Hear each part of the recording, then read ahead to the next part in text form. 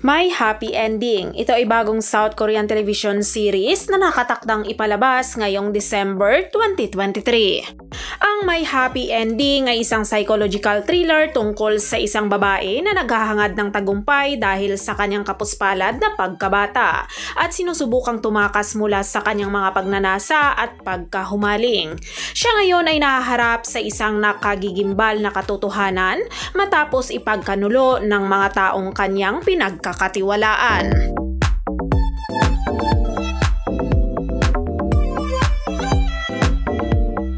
Si actress Jang Nara ay gumanap bilang si Yoo Ji-won, ang self-made CEO ng isang home furniture brand na pinangalan ng Drive. Siya ay maswerte na halos magkaroon ng perpektong personal na buhay at trabaho.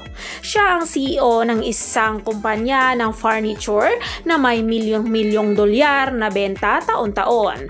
At isa rin siyang social media influencer na may higit sa 1 milyong followers.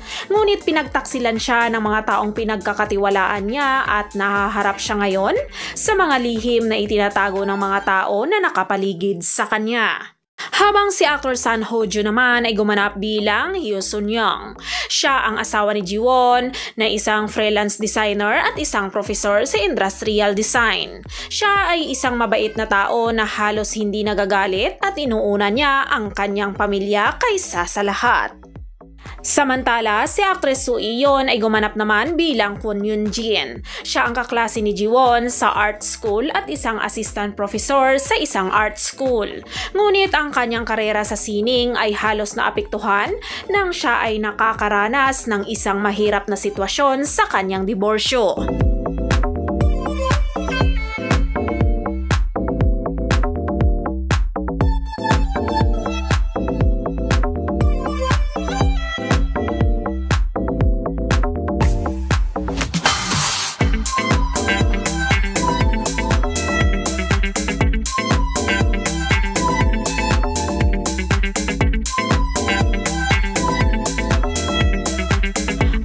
Happy Ending ay binubuo ito ng 16 episodes. Naka-schedule itong mag-premiere sa December 30, 2023 at ipapalabas sa Korea TV Chuseon tuwing weekend hanggang February 18, 2024. Ipapalabas din ito sa Viki at Viu sa mga piling rehiyon.